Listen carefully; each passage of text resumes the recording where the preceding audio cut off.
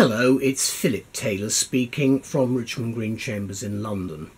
Today I'm looking at a book which has come to us from Informa. And Informa, part of Routledge and part of the Taylor and Francis group. This particular book I think is very important. It's got a lot of general factual information which I think the ordinary reader would find very interesting, although of course in addition to that it's an important book for a specialist market as well.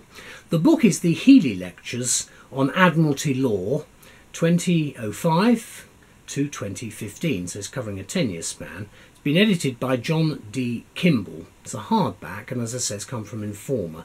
Now, don't be put off by the title. Elizabeth and I talked about the book because it's got some interesting commentaries in it, and the title will tell you. The title of our review is Startling Insights into the Complexities of Maritime Law, including the salvage of the RMS Titanic, Royal Mail ship Titanic.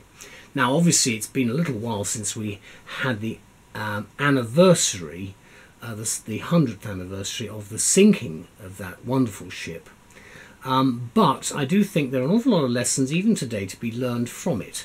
And I believe this book in particular is of great interest, I think, not just to the more narrow maritime lawyer involved in Admiralty matters, but a much wider audience as well. Let's have a look. It's only a small book. Let's have a look at it. There it is there. It's a hardback, green cover, seaweed green cover. There's the front, and then there's the spine. There's nothing on the back, except a little sticker with the ISBN. Now, the book runs to 200 odd pages. It's not a long book at all. There is no index, you will see, because it's lectures. And what you've got is the way it's structured is you actually have the notes right at the back of each of the chapter headings. You do, of course, have conclusions and so forth.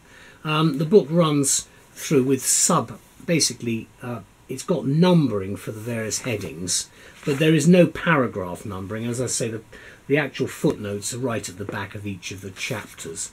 Going to the front of the book, there we go. It's got it's actually got a subtitle, Texts of the Biennial Nicholas J. Healy Lectures given at New York University Law School 2005 to 2015, edited with a foreword by John Kimball.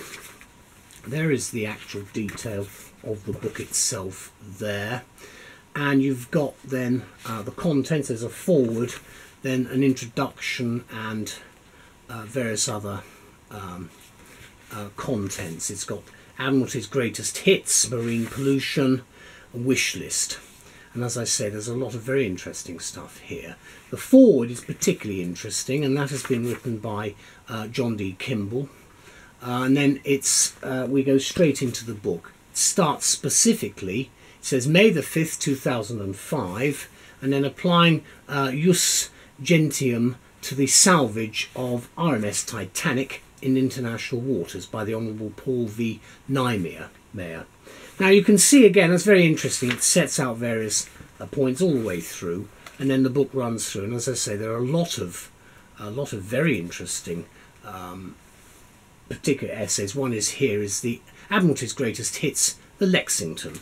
Now I'm sure from anybody who has any form of interest in maritime matters, this book will be of great interest. So I say it's not just about Admiralty law, it's much wider than that, which is why I felt that the review that we give would actually open the subject matter up to those who might possibly not be as well disposed to maritime law with all its technicalities as to other people. So what do Elizabeth and I say about the book? Well, we say this: if you're a maritime lawyer, this new publication from Informa Law, from Routledge, will make a distinguished contribution to your law library, providing as it does a source of further enlightenment on some of the grand themes of maritime law and their application to specific cases. And again, the human element does come into this, of course, and Titanic is one particular point. We can almost guarantee that law students, and yes, non-lawyers too, will find themselves fascinated by the lectures contained in this book, one of which, for example, concerns the thorny legal problems raised by the salvaging of Titanic, but of that more later. The Healy lectures of the title began at the New York University Law School in 1992, and their aim, explains the editor John D. Kimball, was, quote, to provide a forum for the scholarly consideration of maritime law. Very, very important area, and for a lot of reasons. Money, of course, being a very main one. You've got international law issues and all sorts of other matters come into it. Their aim, explains, as I say, is to explain this forum. And Nicholas J. Healy himself enjoyed a distinguished career as a maritime lawyer, and he was the adjunct professor at New York University teaching Admiralty law from 1947 to 1986. So there's quite a bit of history involved in this particular book. Included in his impressive array of credentials is his service as president of the United States Maritime Law Association and as vice president of the Comite Maritime International. With support of Informa, then, the first 6 lectures were collected and published in one volume. This second volume contains the second 6 lectures, namely 7 through 12, which was published previously in the Journal of Maritime Law and Commerce, and they felt that whilst being in a journal, it would be better if we actually had it in book form too, and that's why the books arrived. The orientation of the lectures is obviously American, but no matter, as maritime considerations are for the most part, of course, international. The lectures are grouped into 2 main headings: Admiralty's greatest hits, rather like a bit like the hit parade, really, isn't it? And wish list, issues we wish the US Supreme Court would decide. I'm sure there are lots of other ones. Having met 2 US Supreme Court judges and spoken to them, I'm sure there are other areas too. Did we say this book would be popular with students? We need say no more. Special interest on this side of the Atlantic is the article on marine pollution and the polluter pays principle.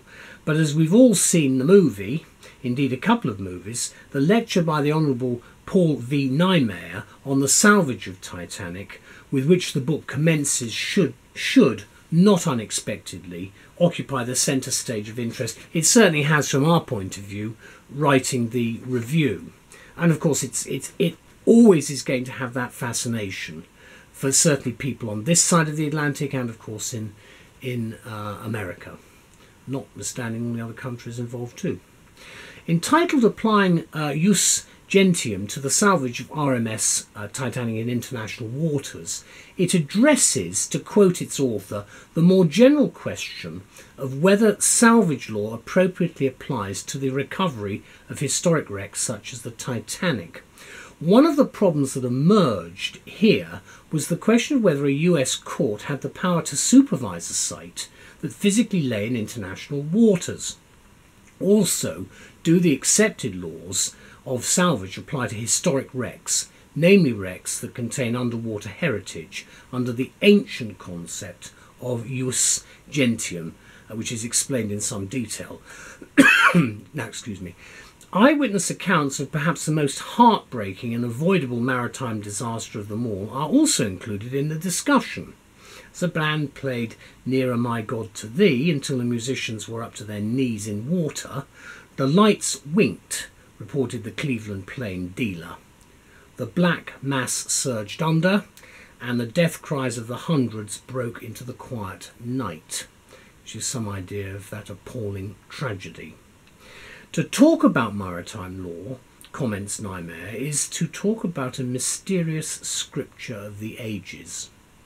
The insights, the notable case studies, and the research resources provided by this book are noteworthy in that they extend that conversation, often in unexpected directions.